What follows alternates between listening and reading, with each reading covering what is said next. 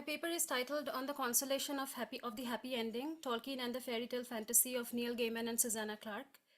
The main part of the title is, of course, from Tolkien's essay on fairy stories. He posits consolation as one of the primary function of fantasy as he sees it, and a happy ending as a necessary condition to achieve that, as well as the other ends that he has in mind, which are escape and recovery, which we will get to in detail in a minute. Not all books of fantasy, however, do that. Sometimes they look very different and feel very different as well. The idea of this paper originated quite a while back as part of a much larger project that I had undertaken in an attempt to define the genre requirements of the modern fairy tale fantasy, that is from the 21st century and the very late 20th century.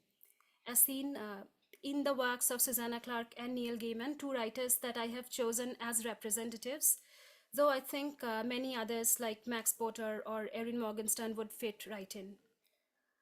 While these novels do fulfill the characteristic requirements of both portal and liminal fantasy, as Farah Mendelssohn puts it in The Rhetorics of Fantasy, published in 2008, it is in the in-betweenness, though not quite magical realismness intrinsic to the nature of these novels, that I think set them apart. The textual mode, however, is not novel at all, and inherits much of its form and flavor from the late 19th century and the early 20th century, especially the works of Lord Dunsany, Hope Mirrlees, and even George MacDonald and William Morris. Jonathan Strange and Mr. Norrell, published 20 years ago now, and The Ocean at the End of the Lane from 2013, the two texts that I will discuss in this paper, represent a subgenre of fantasy that is entirely different from the works of Tolkien, but no study on fantasy obviously can be complete independent of the question of Tolkien. It is, however, Neil Gaiman's insistence in his 2016 collection of non-fiction writings called The View from the Cheap Seats, in the chapter titled Once Upon a Time, where he states that the genre he writes in, along with Clarke and certain others, is not, I quote, in the great tradition of the Lord of the Rings, unquote, that led me to look into the functional dynamics of this particular kind of fantasy when plotted against that of Tolkien. In the essay on fairy stories, which I would use here as the summative definition of Tolkienian fantasy, both in scope and purpose, posits fairy or fairyland, which, I quote, is the realm of or state where fairies have their being, unquote. It is the fairy setting, realm and state that makes Strange and Norrell and Ocean at the End of the Lane interesting to compare with Tolkien's prescription of the genre requirements. The novels deliver with considerable success when it comes to the formal deliver with considerable success when it comes to the formal prerequisites. However, the affective currency of the texts, how the readers are left off feeling after they have finished engaging with them, not necessarily in the actual process of reading, that marks a stark departure from Tolkien's intentions. Instead of recovery and consolation, the overwhelming desire is that of catharsis through escape, an escape from fairy, not into it. The geography of the fantastical lands become one of contention and fear rather than of consolation. Unlike the elven realms of Tolkien's universe, in the essay on fairy stories, he often uses elves and fairies interchangeably. So I'm comparing their abodes in this case, taking my cue from there. Unlike the elven realms of Tolkien's universe, made to an extent in the image of the blessed land of Valinor, where mortals find blissful, not in Valinor, as in the elven realms, where mortal finds blissful repose, the fairy lands are uncanny, uncertain, and frightening, though beautiful. I will summarize briefly. I will summarize the less than consoling endings of the texts, that is the very germ of the argument of this paper. Just in case, since they are not part of Tolkien's universe and familiarity with the narratives would be helpful in getting into the analysis. Jonathan Strange and Mr. Norrell narrates a tale of the revival of magic in an alternate 19th century, early 19th century England by the title characters of the novel, Jonathan Strange and Gilbert Norrell, and a friendship that is eventually reduced to rivalry, feeding the insidious powers of the gentleman with the thistledown hair. Within quotes, this is the fairy character in the book. And in a turn of events that is the antithesis of the interpretation of the Tolkien myth that so of the Orpheus myth that Tolkien chooses to translate, the 13th or 14th century Middle English lay called Sir Orfeo, Jonathan Strange, along with Norrell and their library of magic, gets trapped into, quote, the Dark Tower, unquote, uncontrollable magic as he ventures into Faerie to rescue his abducted wife, Arabella. The Ocean at the End of the Lane, set in Surrey, England, has an adult narrator recounting supposed events that took place when he, as a child, with his friend Letty Hemstock, went on an adventure into fairyland and accidentally let loose an evil magical creature that invaded the narrator's idyllic childhood family home and was defeated only through Letty's sacrifice of herself and the awakening of the ancient magic of the Hemstock women, manifesting as the mother, the maiden, and the crone. The narrative, however, veers much close. This narrative, however, veers much closer to proper magic realism as opposed to Strange and Norrell. One may even choose to read it as mythico-psychological horror, where the adult narrator represses childhood abuse in the form of imagined fairy tales. Taking this form, fantasy here does nothing to fulfill the Tolkienian requirements of escape, recovery, and consolation. What then do these stories do? Apart from telling beautiful stories, of course, the wonder that these stories evoke remains confined to the temporality of reading itself. The wonder at the magic remains experiential rather than affective. At this point, I think I should clarify, just in case, that my idea of affective logic or affective rationality, that another term that I would sometimes use in this study, has nothing to do with the biopsychosocial theory of affect logic. I would like to posit. I would like to. I would like to posit the paradigm of the affective as opposed to the experiential as the axis of the reading matrix for this study, both resultant from the discursive function of the text. What a text says may be reduced to two parallel but often incongruent loci of cognition. I use experientiality as the material experience, for the lack of a better word, of the reading. The prose in this case, literary devices, intertextuality, influences, and even emotional responses to the piece. Those particular emotions that you can name and put into words. The affective, on the other hand, denotes what Sylvan Tompkins in Affect, Imagery, and Consciousness in 1962 calls the biological portion of the emotional, the deep-seated, unquantifiable reaction to the text with which the reader or audience leaves the experience. In short, the therapeutic purpose of the text, as Tolkien or Aristotle or Aristophanes would describe it. It is the intangible response beyond the scope of the narrative, but which most narratives do evoke. I have arrived at this conceptualization of the three modes of reading intrinsic to any text through Fredric Jameson's conceptualization of the emotional and the affective as separate categories adapted from Kant's body-mind dichotomy.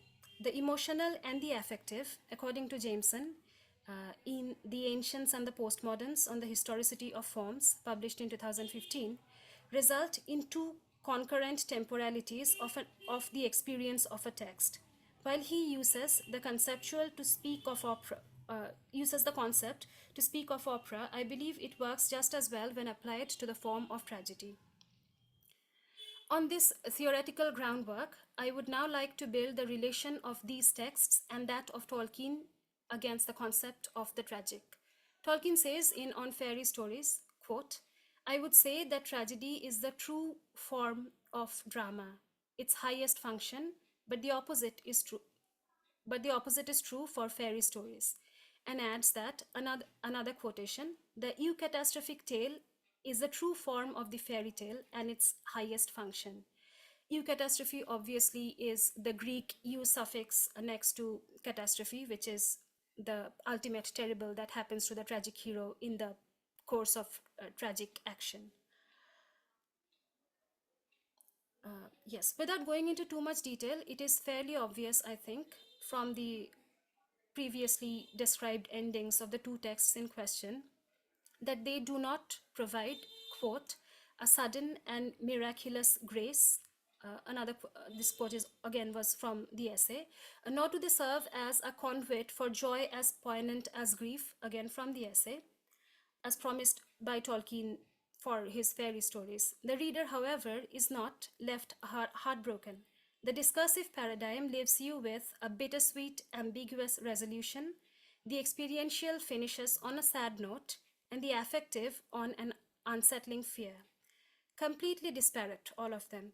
It is the fracturing of the paradigms of response that I would like to infer from this study prevents the narratives from resolving in the quiet hope of the Tolkienian world. The novels in question are not the Tolkienian anti-tragic fairy tales that the essay delineates. However, one cannot categorize these stories as tragedies by definition. Jonathan Strange and Mr. Norrell is replete with tragic potential, a Faustian tale of self-destruction, through ambition and consorting with what is to the reader obviously evil, displaying formulaic functions like tragic irony, not having clarity of sight that the reader has, for example. Since the scope of this study is limited to the dynamics of the response of the reader, the decisive question here is that of the Aristotelian catharsis. However, neither Strange and Norrell nor the unnamed child protagonist of the main action that constitutes the plot of The Ocean at the End of the Lane, especially him and Strange, satisfy the characterizing features of the tragic hero that would warrant the peripeteia, the reversal of fortune, and the catastrophe. The fates that the characters are left to is jarring rather than justified by tragic anagnorisis, as promised in Aristotle's Poetics. The response it evokes on the reader is not the cleansing catharsis of pity and fear, but one that is disturbing and unsettling. Tragedy, I would infer, in addition to the other unities, demands unity of the experiential and the affective as well. Seamless, formalistic justifiability, not just in the face of good and evil, but also in the cases of conflicting orders, like in Antigone as Hegel would have it. The reader's experience of beauty, both in the discursive and the experiential, only to be thwarted by bleakness in the affective, is what leaves the unsolved question of the rationality of the affect that these texts pose.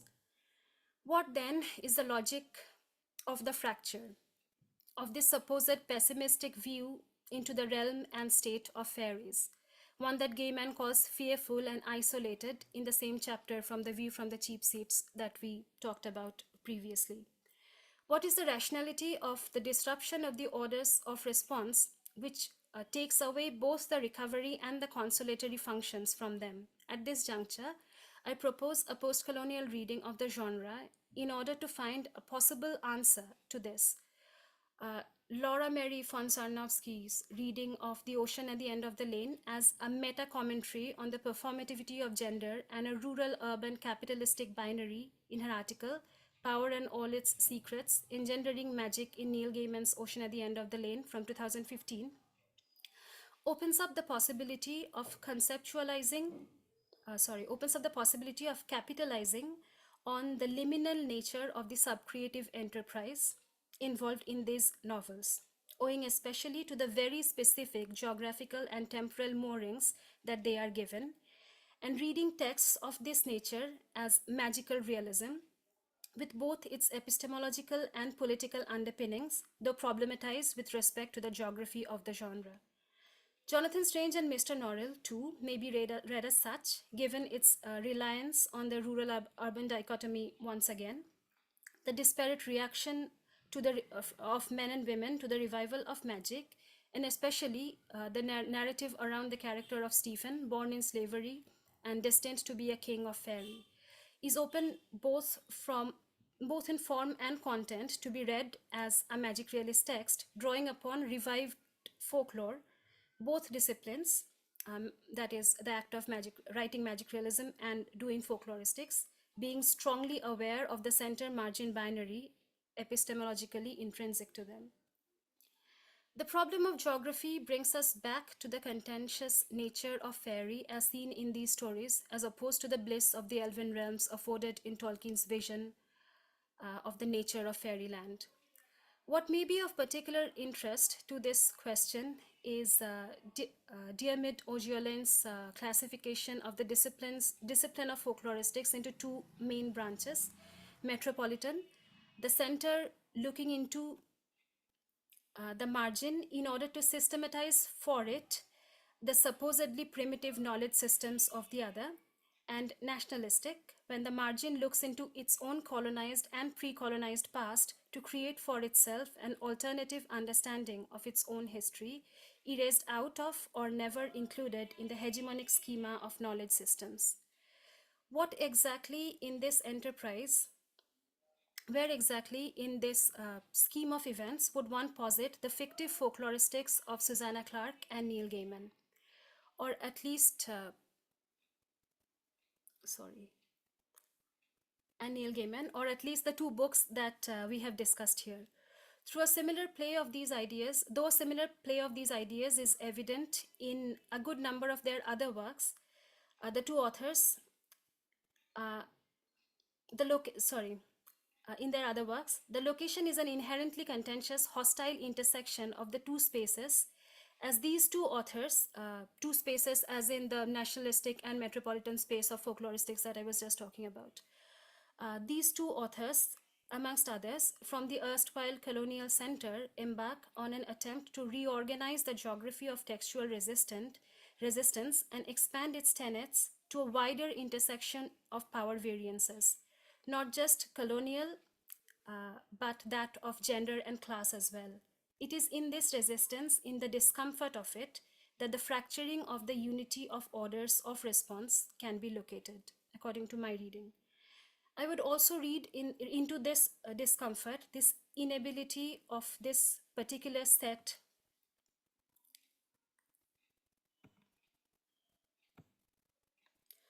this particular, sorry, the inability of this particular set of form and content to come together and engender narrative justice and consolation, a limitation of the genre of the novel as a post Enlightenment rational Western textual mode as well, not conducive to the eccentric or eccentric ways of knowledge production that the novels, in the tradition of which these may be located, do. While tragedy may predate colonialism, perhaps, and the resistance of this kind, it is a textual mode of the center as well, and not conducive to this either. It is in comedy that germs of resistance may more often be located. In conclusion, I would like to point out that Tolkien's fantasy or fairy stories, while fantastical and subcreative in all its glory, is absolutely necessary to look at any fantasy that any new idea of fantasy that comes around, uh, is in keeping with the idea of creation with a capital C, as alluded to in the poem Mythopoeia, and thus not anti-realistic in its thorough knitting of a world based on secondary belief. The texts we just discussed are, and hence, paradigmatically different, pessimistic perhaps, and devoid of the comfort that Lord of the Rings provides. They, I would infer from this reading, are successful in their own ways in trying to constitute a new, uh, in a sense, discourse of resistance. So yes, that is it. Thank you.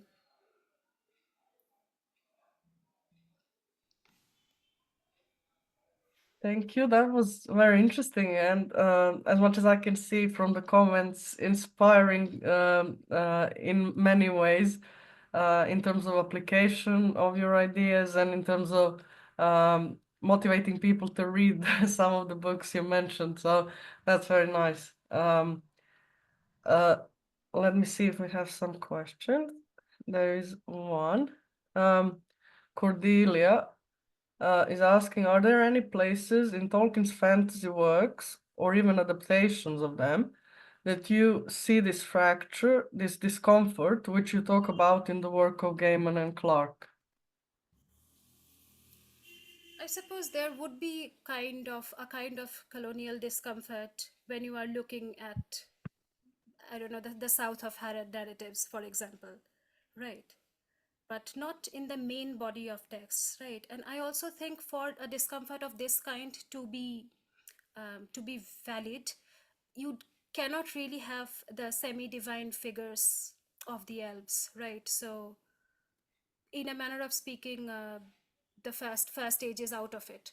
So I guess yes, if there were narratives when the Numenorians were sort of colonizing Middle Earth in the second age, you could have that. We could possibly also have that had we had narratives from Rune and Harad. But I don't think we do. We actually have much of that in the body of texts. Okay, there is another. Baragon said, perhaps you can comment on a couple of rifts in Tolkien's web, as it were. One, though on fairy stories, ends with Catastrophe. eucatastrophe as the highest function of fairy stories. It starts with describing a fairy full of perils. And the second, the story of the children of Húrin is both an integral part of the legendarium and a true tragedy. Uh, yes, I suppose the Children of Húrin is a tragedy, but it is yeah, you're right. The Children of Húrin is a tragedy, but Tolkien also says that in his essay that you cannot have tragedy in fairy stories, right? So I guess, yeah, you're right. Absolutely, Children of Húrin is absolutely a true tragedy in all possible understandings of tragedy. Uh, And there is no eucatastrophe. There's actual catastrophe. Yes. what about the first part? That the essay itself starts with describing a fairy full of perils. Yes. The, I guess when you read the stories, right, the perils